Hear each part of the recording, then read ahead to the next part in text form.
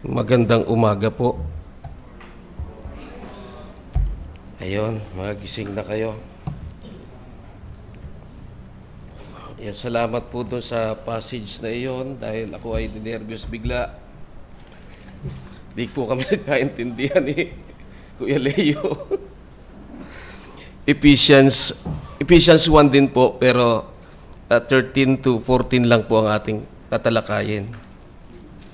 Pero napakaganda rin po niyan kung ating papansinin na yung pagbati pa lang ni Apostol Pablo sa mga taga-Colosas, nandoon yung encouragement niya sa mga taga-Colosas, ay taga-Epeso, na at andun din yung pagdidiin niya kung sino siya. Sabi niya, di ba, Paul, an apostle. Si Edmond kasi pa English pa, may Tagalog naman eh. Si Apostol Pablo, na yan, dito tayo kinakabahan sa mga ganyan eh. Si Pablo, apostol ni Kristo Jesus sa pamagitan ng kalooban ng Diyos sa mga banal na nasa Epeso at sa mga mananampalataya kay Kristo Jesus.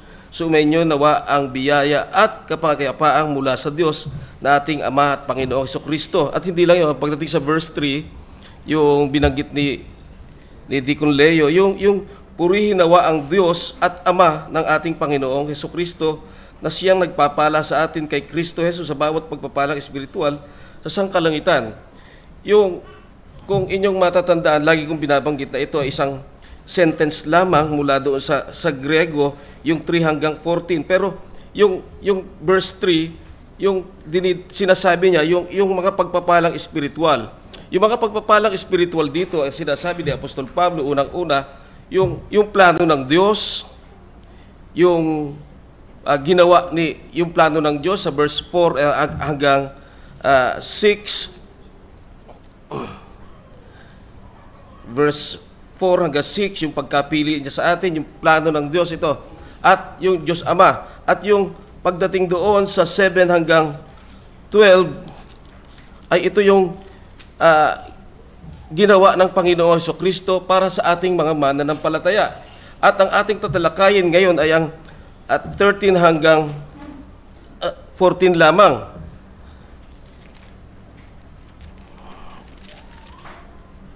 Na kung saan sinasabi, sa Kanya kayo rin naman na nakarinig ng salita ng katotohanan ang ebanghelyo na inyong kaligtasan at kayo sumampalataya sa Kanya na ay tinatakan ng ipinangakong Espiritu Santo. Siya ang katibayan ng ating mana hanggang sa ikatutubos ng pag-aari sa ikapupuri ng Kanyang kaluwalhatian.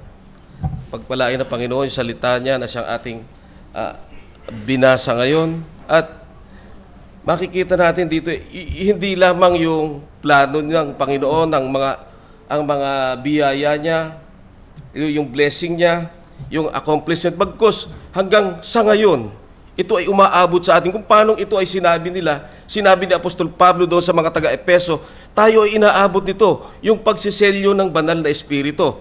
Kaya ang titulo natin ngayon ay pagsiselyo ng banal na Espiritu, at yung unang puntuhin niya ay unang pangangailangan sa pagsiselyo ng banal na Espiritu, at yung ikalawa, yung kahalagahan at layunin ng pagsiselyo ng banal na Espiritu. Tayo manalangin. At ang mensahe, ang bawat mananampalataya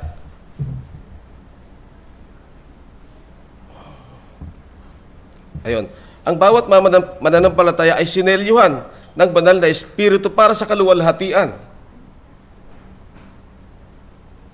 Sa ikapupurit kaluwalhatian ng Diyos. Tayo manalangin. Muli, dakilang Diyos sa sumasalangit, narito kami nagpupurit, nagpapasalamat sa kabutihan mo sa amin. O Diyos, na ikaw ay ilinako mo na naman kami sa lugar na ito upang papurihan ka, mag-aral ng iyong salita, O Diyos. At ikaw ang maluwalhati. Pahintulot mo na maging malawak po ang pangunawa ng bawat isa sa amin, O Diyos. At sa paghahayag, ikaw, O Diyos, sa tutulong at gagabay sa akin upang O Diyos, maihayag, maipangaral, maipaliwanag na maigi ang mga salita mo.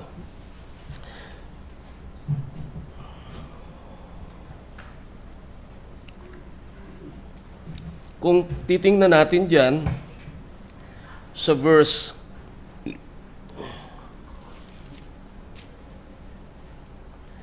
balik muna tayo doon, ano? Yung kung papansinin nyo doon sa matapos sabihin ni Apostol Pablo sa verse 3, yung blessed be the God, the Father of our Lord Jesus Christ, who has blessed us in Christ with every spiritual blessing in heavenly places. Ano ba ito? Unang-una. At ano ang layunin niya sa mga bagay na ito? Yung unang-una, yung plano ng Diyos. Sa verse 4 hanggang 7 ay yung pagkakapili sa bawat isa sa mga sasampalataya na sila ay magiging banal at walang dungis. Ito yung plano niya na pagharap natin sa Kanya sa pagdating ng panahon ay tayo'y perpekto. Ito yung kanyang pangunahing, ito yung una niyang blessing na matatanggap ng bawat isa na sumasampalataya. At ano yun, hindi lamang gan, bagkus sinasabi ni Apostol Pablo, ito sa magitan ng pag-ibig. Ang ginagawa niya ang lahat ng yung plano niyang ito ay sa kanyang pag-ibig. At ikalawa, at hindi pa ikalawa, at ano ba yun, yung mga bagay yun? Predestined, itinalaga, para sa ano? Sa pagkukup-kup para sa Kanya bilang mga anak sa magitan ni Kristo Jesus. Ayon sa Kanyang layunin ng Kanyang kalooban. Tayo, bawat mananampalataya ay Kanyang itinalaga para maging Kanyang kup-kup o inampon sa madaling salita para maging anak sa pamamagitan ng Panginoong Hesukristo. Ayon sa Kanyang layunin. At ano pa ang pinaka-ultimong naisin niya rito? Para sa mga bagay na iyon ay makita ng bawat isa na ito ay para sa kaluwalhatian, para sa kapurihan ng Kanyang kaluwalhatiang mabiyaya. At ikalawa, yung bakit ginanap ng Panginoong Hesukristo ang mga bagay na iyon. Yung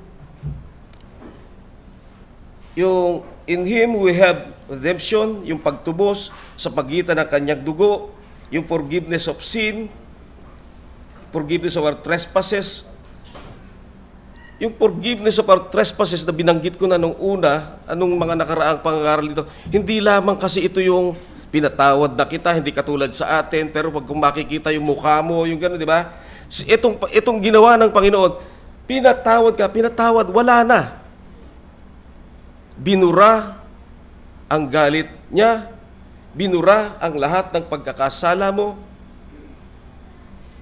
Ganito ang ginawa dahil sa ating Panginoong, ginawa ng ating Panginoong Hesukristo. Tapos, hindi lamang yun, according to the riches of His grace. Pagdating sa verse 2, chapter 4, according to His great mercy. Dahil tayo mga patay, according to His great mercy, binuhay ka. Binuhay ang bawat isang mananampalataya. Dahil kung ang isang patay, hindi makakaunawa, hindi makakatugon. Kahit kausapin mo siya ng kausapin. Dahil sa kanyang dakilang kahabagan, binuhay ang bawat sasampalataya sa Panginoong Hesukristo. At hindi lamang iyon lahat ng mga misteryo ay pinapaalam pa sa atin. Bakit? Dahil sa kanyang banal na Espiritu. Yung paggabay ng banal na Espiritu na ayon doon sa John 14 to hanggang 16 na kung saan ipinaliwanag kung ano yung gawain ng banal na Espiritu na kung saan hindi magsasabi ang banal na Espiritu ng ayon lamang sa kanyang sarili bagkos. Lahat ng kanyang narinig para ang mapapurihan ay ang Panginoong Hesukristo. Yun, ito ay plano niya as a fullness of time to unite all things in Him, things in heaven and things on earth. At ano pa?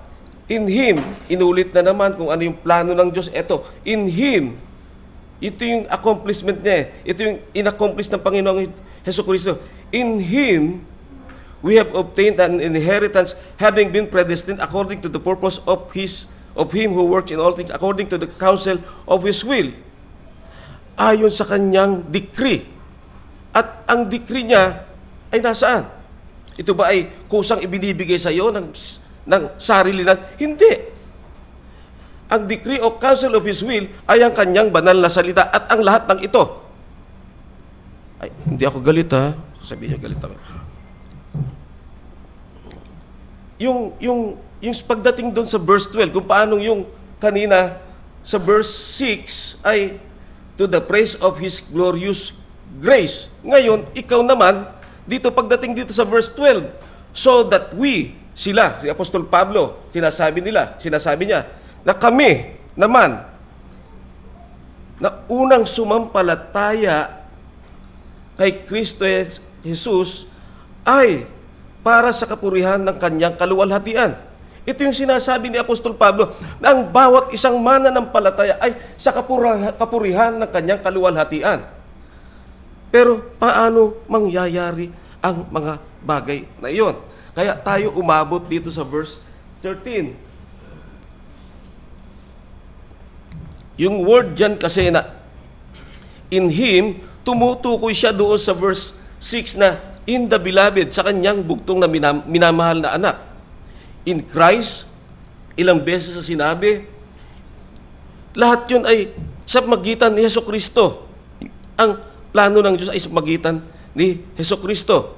At ano pa? In Him, verse 13, and you also. Tandaan natin, si Apostol Pablo ay Hudyo, ang kausap niya rito ay karamihan ay mga Hentil. In you also, isa sa mga parte ng misteryo ng Panginoon na hindi matanggap ng mga Hudyo ay yung pagiging isang mananampalataya, pagiging isa nila sa iglesia. May pride yung mga Hudyo. Kaya ito yung isa sa mga ginigiba ni Apostol Pablo sa pagkakataong ito. Dahil para at parating sa chapter 4 pa, malalaman natin yung mga bagay na iyon. Kung inyong aaralin, idinidiin ni Pastor Pablo, iisa kayong katawan. Dahil kay Hesukristo. At gayon din naman sa bawat isa sa atin. Dahil ina-addressan niya rito yung mga Ephesians at mga mananampalataya, gayon din naman ang bawat isa sa atin. Pagka binabasa natin ang salitang ito, in Him, kay Kristo, you also, ikaw rin. Diba? Habang binabasa mo yung salita niya, ay, kasama pala ako rito. Diba, napakalaking encouragement yun na ginagawa ni Apostol Pablo sa kanila, na mga hentil, mga hindi kabilang sa patriarka, yung kanilang mga nuno, na hindi sa kanila ibinigay ang pangako, hindi binigay sa kanila ang covenant. Pero ngayon, isinama na sila. At dito tayo magsisimula yung pagsiselyo ng banal na espiritu. Yung mga unang pangangailangan ng pagsiselyo ng banal na espiritu. Sa verse 13, sa Kanya kayo rin naman na nakarinig ng salita ng katotohanan, ang ebanghelyo ng inyong kaligtasan, at kayo'y sumampalataya sa Kanya. Kung diyan sa pagkaka-arrange ng sentences niya, when you heard the word of truth, at pagdidiin pa, the gospel of your salvation, ang mabuting balita ng inyong kaligtasan, nung inyong marinig. Ibig sabihin, merong nangaral. When you heard, ibig sabihin, one time, eris kasi yung sentence na ito, yung verb niya ay eris. Ibig sabihin, one-time event na nangyari. Bagamat hindi mo pinapansin, narinig mo, yun yung pagkakataon. Pero hindi lamang ganoon na inyong narinig. Nung narinig mo ito, unti-unti, nagkakaroon ka ng kamalayan sa narinig mo na sinasabi ni Apostol Pablo na kung saan ay ano ba yung sinasabi dito? Ano ba yung mabuting balita ito na kaligtasan? Minsan, hindi natin alam one time na narinig natin yung salitang ito. Ikaw ay niligtas ng Panginoong Kristo, siya ay napako doon sa Kalbaryo. Minsan parang baliwala lang, pero sino ang kumikilos, tayo ba? Hindi. Ang banal na Espiritu.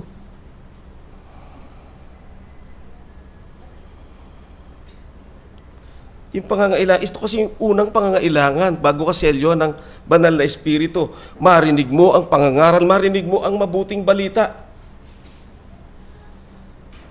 Hindi natin alam ang pagkilos ng Diyos o misteryo ng kanyang gawain. Pero tayo lamang ay tumutugon. Ang pagtugon din natin ay hindi lamang din atin ito. Kung matatandaan ninyo doon sa John 6, ang Panginoong Diyos ang naglalapit, ang nagbibigay sa Panginoong Jesucristo sa lahat ng sasampalataya. Nagbibigay, naglalapit, at yung granting sa verse 65. Ang Panginoong Diyos, Jesus, ang nag-grant. Ang Panginoong Diyos ang nagbibigay nito, ang nag-grant. Kaya, lahat ng mga bagay na ito, makikita natin dapat tayo magpasalamat. Kung ikaw, nalaman mo, nabuksan ang kaisipan mo, nandoon yung palagi mong, Panginoon, salamat. Dahil nung una, hindi naman natin pinapansin ang mga bagay na ito.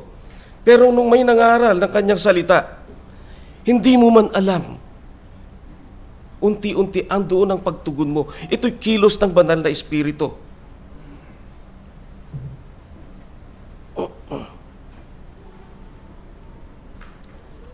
Kasi kung walang mangangaral, ito yung sinasabi na kung walang mangangaral, sabi sa Romans, di ba? Kailangan may pangaral. Hindi lang pangaral kung bagkus ay maging sa pagbabahagi ng bawat isa sa atin. Pagbabahagi ng mabuting balita, sino si Kristo. At ito'y nakikita sa bawat isa sa atin. Hindi lamang ito kanyang narinig. Yung word kasi doon na, yung word na, when you hear the word of truth, the gospel of your salvation, and believe, hindi ka lang naniwala eh. Hindi ka lang, iba kasi yung naniwala, pwede naman sabihin, ay oo, totoo yan. Pero walang respond. Kaya ang sabi gamit dito ay believe, pananampalataya. Nandun yung response mo. Andun yung obedience mo. Kung dahil sa nakita mo ang kahalagahan ng mga bagay na ito. Yung believe kasi rito, kung mapapansin nyo sa John 1, verse 12. Yan na, samahan nyo lang po ako. John 1, verse 12.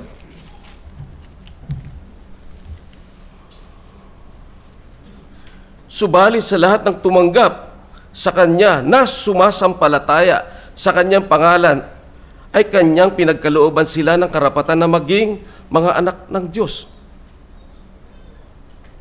Nangaral, may nagbalita, di ba? Pero hindi natin alam ang bawat isa ay nandoon sa kanyang puso, tinanggap na ito. Nung marinig niya ang gospel, sumampalataya siya, ikinumit niya yung kanyang sarili, na siya ay susunod sa Panginoon. At ano pa, pagdating sa verse 13, na ipinanganak, hindi sa dugo o sa kalooban ng laman o sa kalooban ng tao, kundi ng Diyos. Isang pagpapatunay ay yung encounter ni Nicodemo doon sa Panginoong Jesucristo. Tandaan natin, sino si Nicodemo? Ruler ng Israel, teacher ng Israel, pero ang tawag niya sa ating Panginoon ay guro lamang sa simula. Tandaan natin, kung titingnan natin, oo, totoong si Nicodemo ay hindi pa mananampalataya nung pumunta roon. Pero narinig niya ang gospel. Direktang pagtuturo sa Panginoon. At yung mga sumunod na chapter, ano na nangyari? Nung ililibing ang Panginoong Jesucristo, isa siya. Kasama si Joseph ng Arimatea na naglagay ng pabango para ilibing ang ating Panginoong Jesucristo sa chapter 19 ng John. Kaya hindi mo makukuha, kung tayo ay hindi natin makayang tawag dito, unawain o arukin yung gawa ng Panginoong Jesucristo. Pero nandoon ang iyong pagsunod. Andoon yung iyong total commitment. Tandaan natin yung pagiging anak ng Diyos ay hindi atin. Ito'y biyaya sa bawat isa sa atin. Yung word kasi ron sa John 3, yung word unless or must be born again, must be born from above. Tandaan natin, napakatalino, matalino si Nicodemo, siya'y aral sa lumang tipan. Pero hindi niya naunawaan ito. Ang pagtugon niya doon ay ganito, paano ako makapapasok sa sinapupunan ng aking ina? Di ba? Pero ang sinasabi ng Panginoon, ikaw ay kailangang ipanganak na muli mula sa itaas.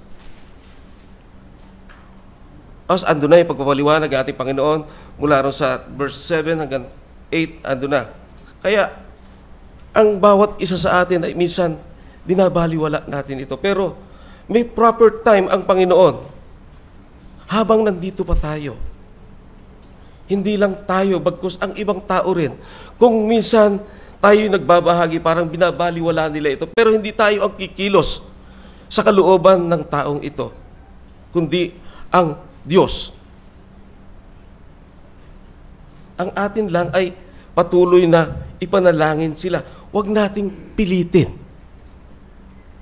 Huwag mo ibahagi mo ang banal na salita. Hayaan mo ito, maipaliwanag mo ng maigi, na-explain mo sa Kanya. Hindi ko na tanggapin mo ang Panginoon. Hindi na ganun. Ipanalangin mo lang siya.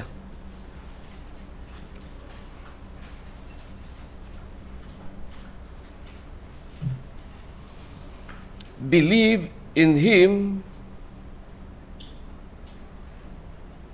and we're sealed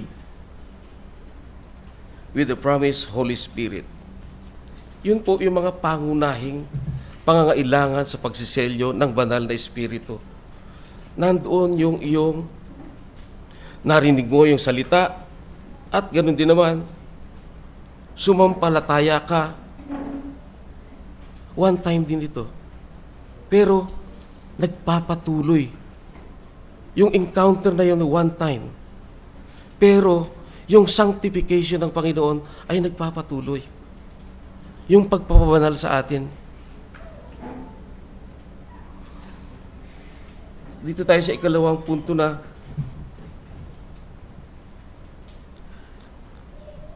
pero bago yun,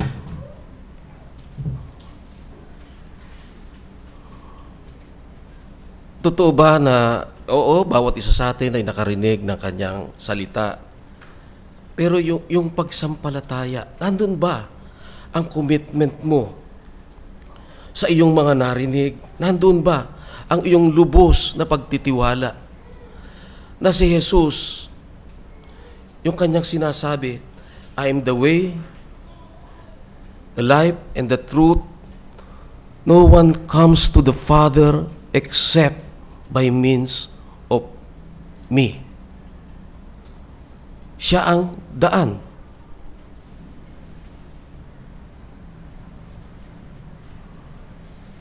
Nawa ay patuloy natin siyang kilalanin. Patuloy nating ibigay ang lahat ng ating pagtitiwala sa Kanyang ginawa doon sa krus sa Kalbaryo. Ikalawang puntusin na yung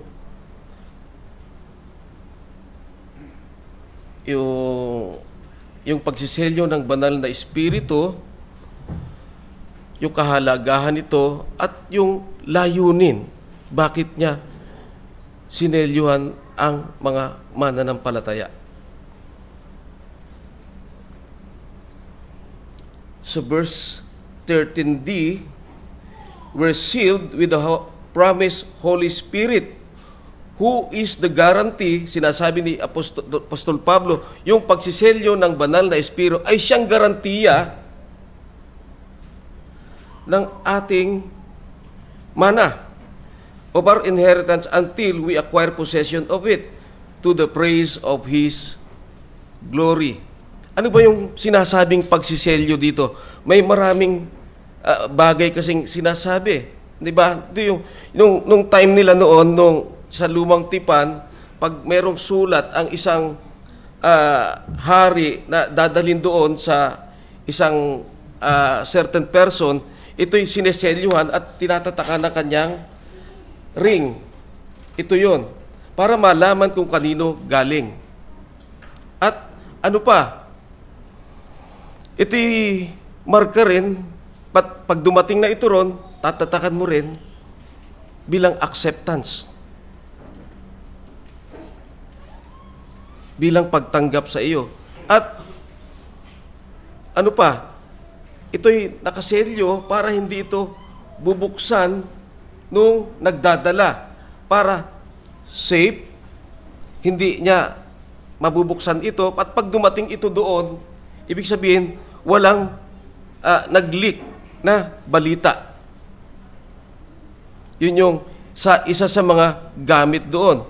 At ano pa? At pagsiselyo rin, kung ito ay iyong mga hayop tulad doon, yung mga tupa, sineselyuhan sila dito bilang tanda na akin ito. Bilang pag-aari ko ito. At kung mapapansin nyo, doon sa Revelation 7:3,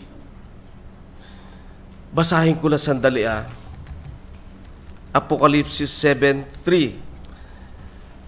Yung word dito na pagtatak,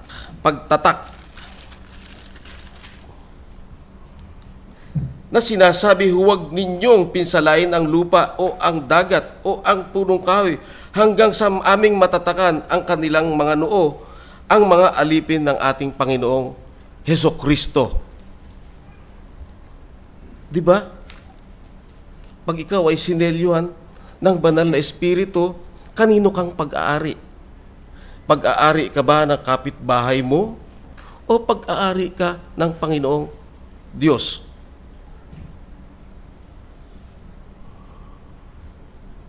At yung pagsiselyo ay isto'y garantiya kung kanino galing at ano pa, na hindi maging adulterated yung kanyang ginawang sulat. Hindi madadagdagan, hindi mababawasan. Yun yung pagsiselyo ng mga meaning ng pagsiselyo ng banal na Espiritu.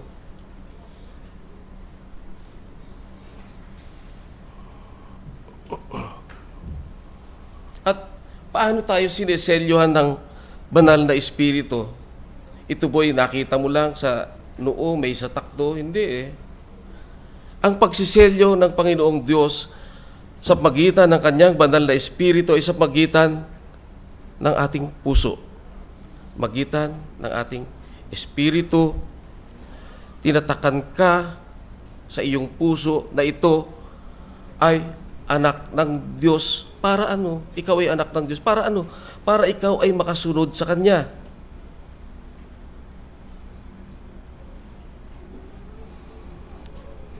Tingnan natin doon isang talata lang sa Romans 5:5, sabi and hope does not disappoint because the love of God has been poured out in our hearts through the Holy Spirit who was given to us.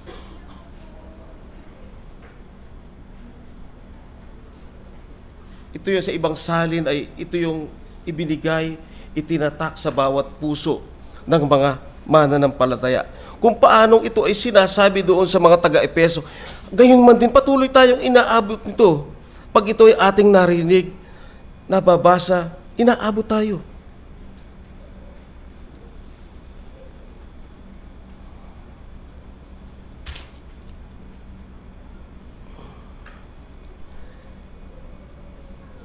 Siya yung pinangakong banal na Espiritu doon sa Ezekiel 36 36:26 verse 26 and 27. Ganito po ang pagkakasabi. Maging sa Joel nung ihinula din ito, 36, 26, and 27. Ito, bibigyan ko kayo ng bagong puso at lalagyan ko kayo ng bagong espiritu sa loob ninyo.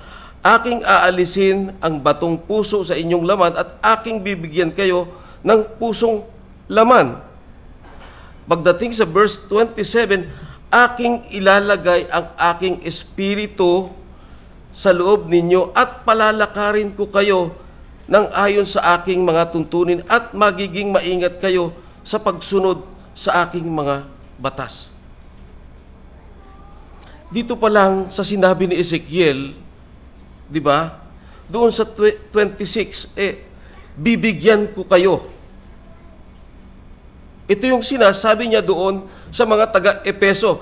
Pero tandaan natin, ang bawat mananampalataya, pag nababasa mo yun, bibigyan ko kayo, kasama ka, ako,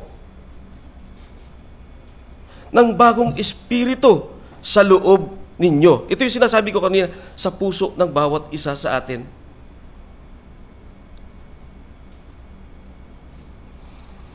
Aking bibigyan kayo ng pusong laman. At yung word dito sa 27, aking ilalagay ang aking espiritu sa loob ninyo. Yung espiritu lang ba ilalagay ng Panginoon sa atin? Tingnan niyo yung sumunod. At palalakarin ko kayo ng ayon sa aking mga tuntunin at magiging maingat kayo sa pagsunod sa aking mga batas. Detalyado, di ba? Ang isang mananampalataya, kaya yung pagsiselyo sa iyo ng banal na espiritu sa puso mo at ibig sabihin, makakalakad ka ng ayon sa kanyang kalooban. Pero wag naman natin sabihin na pag nagkamali yung isang tao, kung na yun, hindi.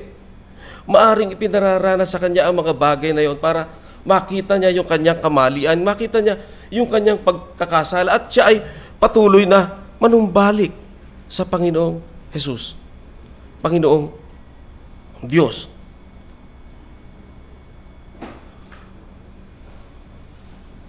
Yung word na palalakarin ko kayo ng ayon sa aking tuntunin at magiging maingat kayo sa pagsunod sa aking mga batas. Minsan, dumarating sa isipan natin, nagkamali ako. Nasunod ko kaya yung mga sinasabi ng Panginoon. Parte iyan bilang isang tinatakan ng banal na espiritu.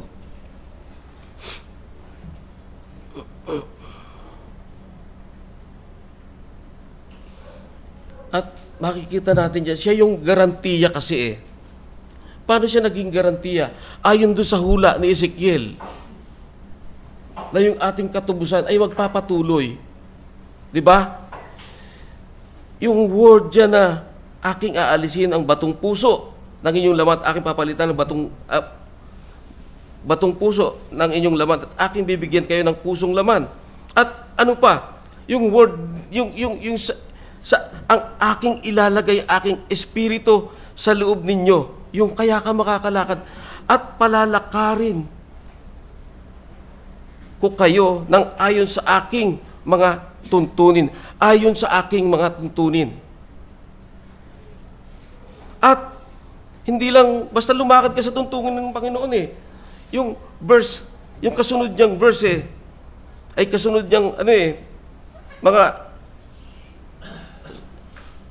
kasunod na sentence ito At magiging maingat kayo sa pagsunod sa aking mga batas.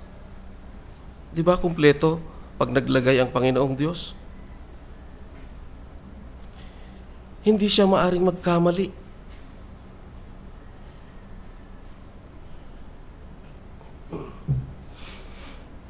May garantiya ka na, di ba? Na ikaw ay tinatakan, lalakad ka ayon sa kanyang mga panukala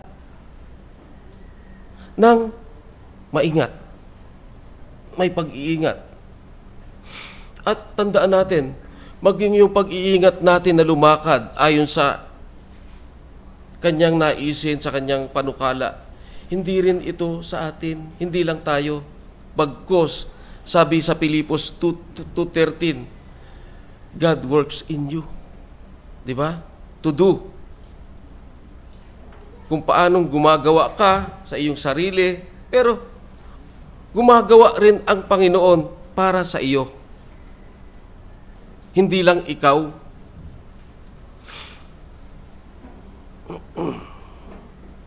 Dahil yung word yan, of our inheritance until we acquire possession of it. Nandun yung nagsusumikap ka, nandun yung pagpipersevere mo, di ba? Andun yung perseverance mo, pero andun yung preservation ng Panginoong Diyos sa bawat isa sa kanyang mananampalataya. Ito yung halaga kung bakit ka sineselyuhan ng banal na Espiritu ng Diyos. Nung marinig mo ang gospel, ikaw ay sumampalataya, tumugon, ikinumit mo ang iyong puso, ng buong puso sa Kanya.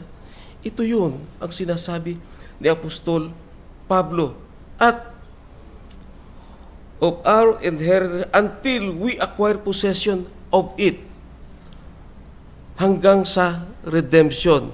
At ayon nga sa Ephesians 4:30, Ephesians 4:30, di ba? Yung banal na Espiritu, sabi nito, yung sa unahan niya, and do not grieve the Holy Spirit of God, by whom you were sealed for the day of redemption. Ito yung miselyo ka na hanggang sa kanyang muling pagbabalik.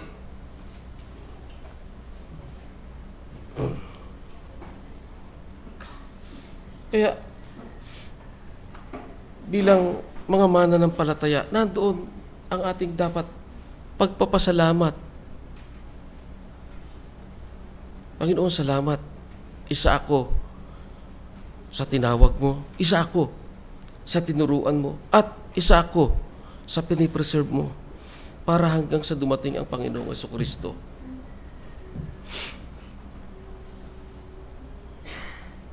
Pero ang lahat ng bagay na yon, para ano ba?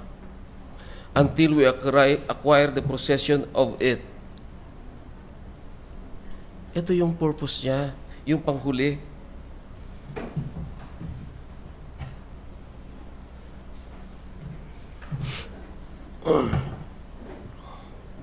To the praise of His glory.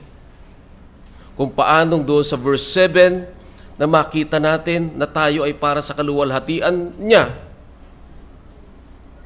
Ikaw lumalakad para sa kaluwalhatian niya, namumuhay para sa kaluwalhatian niya. Dito, ibinalik niya ulit doon sa verse 6 kung paano sinabi niya to the praise of His glorious grace. Dito sa verse 14, to the praise of His glory. Kaya tinawag ka ng Panginoon para sa Kanyang kaluwalhatian, para sa Kanyang kapurihan, at hindi ito natin kaya bagkus sa tulong ng Panginoon. Minumuld ka niya bagamat ayaw mo minsan, di ba? Pero ito ang kanyang ginagawa. Para ano? Para mapapurihan siya sa pamamagitan mo o ng bawat isa sa atin. Hindi ka lang niya tinawag para ipakita na magaling ka. Tinawag ka niya. Kaya ka magaling dahil sa Kanya. Di ba? Para ano? Para sa Kanyang kaluwalhatian. Ito yung layunin ng Panginoong Diyos. At ito yung patuloy na ipinapaliwanag ni Apostol Pablo sa kanila. Paano ka ba umaksyon sa gitna ng mga pag-uusap o pagtatalo o sa ano pa man? Ang lahat bang ito sa pagkatawag sa iyo ay iniaalay mo sa Panginoon? Sa Kanya ba nakatuon ang iyong isip? Sa Kanya ba nakatuon na ang lahat ng bagay na ginagawa niya sa iyo ay para sa Kanyang kapurihan? Nawa ang bawat isa sa atin ay ganoon ang layunin. Alam niyo, nung tayo ay makarinig sumampalataya, narinig natin sumampalataya, antimano, sinelyuhan ka na ng banal na Espiritu. Kaya ka nakalalakad. Pero, napakabuti ng Panginoon eh. Minsan nagkakamali ka eh. Di ba? Pero nandoon, tandaan natin, napakabuti niya. Handa siyang magpatawad. Handa ka niyang tanggapin. Kaya, purihin ang Diyos. Tayo manalangin. Muli, dakilang Diyos sa sumasalangit, narito kami ay nagpupuri at nagpapasalamat sa kabutihan mo, sa mga salita mo, O Diyos, na naibahagi. Pahintulot niyo po na maging malinaw ang salita mong ito. Hindi lamang po namin dito ito aralin, bagkus ay maging aralin din po namin ito sa bawat aming tahanan. Nang sa gayon, O Diyos, ay patuloy na ikaw ang siyang mapupurihan, maluwalhati ang biyaya mo sa bawat isa sa amin, O Diyos. Purihin ka sa ngalan ni Kristo Jesus. Amen.